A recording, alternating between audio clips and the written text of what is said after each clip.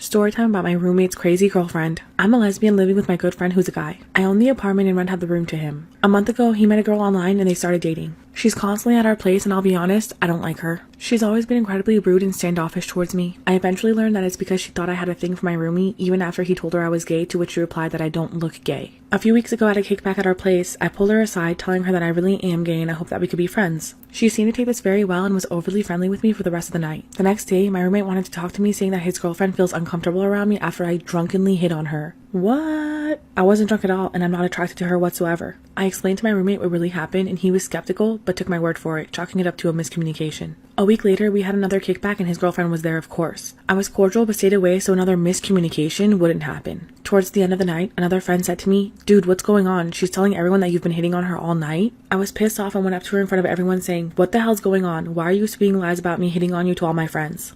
Part 2 of my roommate's crazy girlfriend. She stared at me, unable to respond. Then I said, "Just because I'm gay doesn't mean that I'm into you. Trust me, I'm not the least bit interested in you." She started sobbing and spewing BS, so I kicked her out and told her that she's not welcome anymore for making me uncomfortable in my own apartment. Her and my roommate both left and he was super pissed at me. He didn't come back for a while, but I got some angry texts. However, I stood my ground about her not being welcome anymore. I told him he was free to stay or move out as he pleases. Most of her friends were on my side. Nearly a week later, my roommate returned home and he was giving me the silent treatment. I figured I'd just leave him alone and let him get over it. Then his girlfriend started calling me and demanding that I give the phone to him because he apparently wasn't speaking to her. I told her to kick rocks and that I wasn't getting in their business anymore. Soon after, my roommate finally started talking to me again. Turns out they got into a huge blowout fight and his girlfriend admitted that she wanted me to flirt with her just to prove that she could pull a lesbian. He told her that was messed up and then broke up with her on the spot. She wouldn't stop blowing up our phones for weeks until I finally blocked her number. It's been a few months and my roommate moved out. We're definitely not as close, but we're still good friends. His ex-girlfriend recently came out as bisexual on social media. How ironic.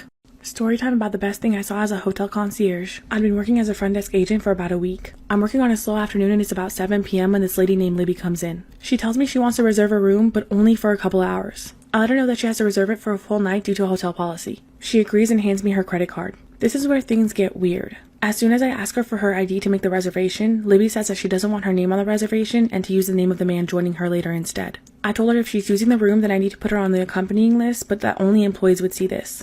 At this point, I'm thinking she's here for a one-night stand and doesn't want the guy knowing her information because she's probably married or something. This theory is further solidified when Libby asked me to make a note in the reservation that if we need to address her by name, then to use a different one that she gives me. She even goes as far as to show me the picture of the guy who will be joining her, takes the key, and goes on her way. About an hour later, mystery dude Jake walks in and gets the other key. Not even 30 minutes after Jake goes up, Libby comes back down and hands me both keys. She says thank you and walks off. This is when things get interesting. Part 2 about the best thing I saw as a hotel concierge. So many thoughts were going through my head. First, that was way too fast, even for a quickie. Second, why the heck did she give me both keys? Where is Jake? Third, Libby, please tell me you didn't unalive Jake. My coworker and I are whispering with each other, still trying to figure out what happened because I did not look like a lady who just had a pleasant romp in the sheets. Cue Jake coming down the stairs and, okay, we can breathe, he's not dead. We had a rush of guests so I couldn't see what happened, but a worker from the valet came over and boy did he have some tea to spill. Turns out that Libby had gone as far as asking the valet guy to park her car in a way where the license plate wouldn't be visible. This is because Jake is Libby's husband. Apparently the alias Libby had given me just so happened to be the name of the girl that Jake was cheating on her with. This woman somehow got her cheating husband to believe that his girlfriend had booked a sweet night at a hotel only for him to show up and find his wife sitting on the bed instead. Then she came down after probably massacring the heck out of this idiot without a hair out of place. The valet brought their cars around as she waited for him to get his sorry ass back to the lobby just so she could extend her hand and demand their house keys from him. Then she got into her car and just drove away. What a legend. Storytime about how a stranger tried to trick me into joining a swingers club. I woke up late one morning for class and I was in a rush. I threw on a hoodie and some leggings and ran out of the house looking like a mess. When I got to my car, I noticed it was raining outside, but despite this, I was still speeding trying to make it on time. This idea turned out to be as bad as it sounds and I ended up rear-ending an SUV. I was super broke at the time and didn't have money to pay any sort of deductible. The guy I hit introduced himself as John and made sure that I was okay. To my surprise, he acted like it was no big deal and told me not to worry about the small amount of damage. He immediately got off topic and asked me if I'd be interested in going to a women empowerment seminar that he was hosting. When I politely declined, he told me that he'd only forget about the damage to his SUV if I attended one of the classes. He started ranting about how he's trying to help people and empower women and explained that he's trying to expand his classes. I agreed and he gave me a flyer with the information.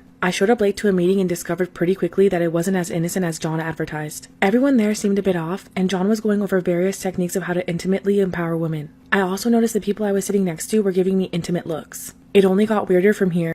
Part 2 of how a stranger tried to trick me into joining a swingers club. John told me the class was all about empowering women, but this wasn't what I had in mind. I finally got up to leave and John immediately noticed. He saw me in the small audience and told the rest of the class to welcome me and explained how I agreed to attend one session. All eyes were on me at this point, so I decided to sit back down and put the attention back on the instructor. He then continued explaining various methods on how to intimately empower women in couples. Next, he picked two people, a man and a woman, to come up to the front of the class to demonstrate. It was kind of like a train wreck that I didn't want to see, but I couldn't look away. At the end of the class, John led us to another room where full-blown activities were going on, if you know what I mean. That's when it finally hit me that this was some type of swingers club. I immediately slid out from the crowd and headed towards the door. That's when John caught up with me and handed me a flyer for the next event. I went home in disbelief and told my roommate about what just happened. I told her about the car wreck, how I got tricked into going to this crazy class, and about that weirdo John. Her reaction was the exact opposite of what I thought it would be. She told me it sounded cool and asked for the flyer. She ended up going to the next class with her boyfriend and is now a regular with John's group.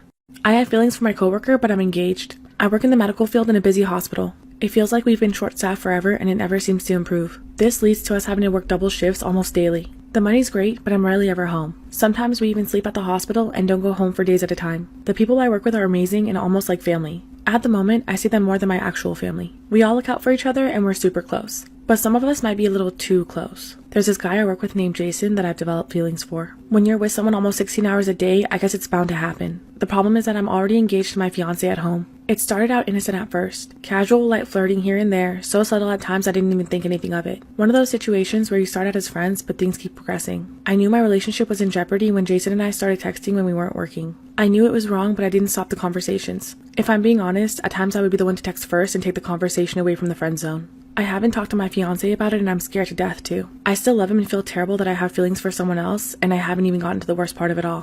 Part 2, I have feelings for my coworker, but I'm engaged. I didn't tell my fiancé about Jason because I felt like this was only happening because I was never home. I felt like hardly seeing him had to be the root cause of this mess. I talked to him about making more of an effort to see each other despite my crazy schedule. This worked for a little while, but I still had feelings I couldn't deny for Jason despite trying to suppress them. I even told Jason that we had to keep things strictly professional from now on, to which he agreed. However, this agreement didn't last long. Jason and I were assigned to work in the same area for the next month. One night when we were on break together, he started telling me how much he missed talking to me like we used to. One thing led to another, and we ended up making out in the break room. This was the first time it actually got physical between us, but sadly it wasn't the last. I'm ashamed to say it happened a few more times. At this point, I knew this couldn't keep going on, so I made the decision to break up with my fiancé. I quickly found out that this was the wrong choice. Shortly after, I found out that Jason was sleeping with another girl at work. I was crushed and completely cut him off. I realized I made a mistake and tried to reach out to my fiancé, but it was too late. I got distracted by what could have been and lost track of something great that I already had. I still regret it to this day.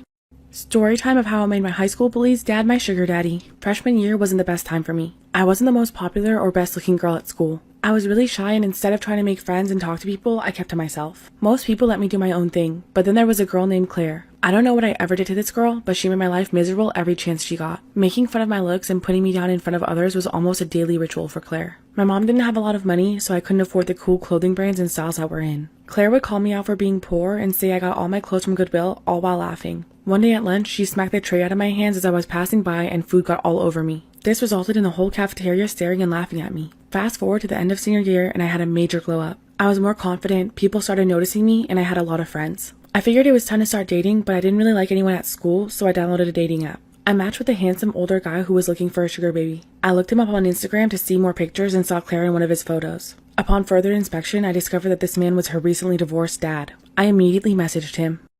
Part 2 of how I made my high school bully's dad my sugar daddy. I began chatting back and forth with Claire's dad through the dating app. He was twice my age, but he was handsome, and given the circumstances, I had to give this my best shot. He told me he was looking for a beautiful girl to spoil and spend time with, and made it very clear that he was interested in me. After talking for a few weeks, we set up our first date, which was dinner at a nice restaurant, followed by shopping. I knew this man had money because I remember Claire being one of the rich girls at school, and I was right. He took me to the Louis store and let me pick out any bag I wanted. We kept talking and it was working out really nicely for me. He would send me money every week for makeup, to get my nails and hair done, or for whatever else I needed in between dates. One week he said he couldn't go on our usual Saturday night outing because his daughter was coming over for dinner. I was not going to waste this opportunity. I told him how much I was looking forward to seeing him and asked if I could join them. He was hesitant at first, but I eventually talked him into it. I'll never forget the look on Claire's face when I walked in and kissed her dad. I showed Claire the new purse that her dad had bought me and bragged about how well he's always treating me. She was fuming and stormed out shortly after. To this day, he's still my sugar daddy and Claire hates everything about it. Story time about how someone broke in when I was babysitting. When I was in high school, I worked as a babysitter to make some extra cash.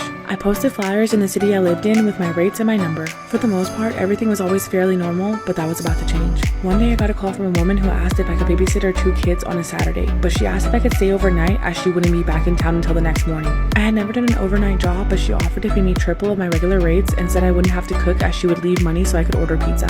After getting my parents' approval, I agreed. At the time, I didn't have a car, so my parents dropped me off. When I went inside, she greeted me, explained the house rules, and went on her way. Luckily, I instantly hit it off with the kids, and they even showed me their secret hiding spot, which was a small hidden room inside of their closet. After the pizza arrived, I heard the doorbell ring again. When I opened the door, 2 men were standing there. They were asking for directions, and I know it wasn't smart to say, but I told them that I was babysitting for the night and didn't know the area too well. I apologized, wished them a good night, and closed the door.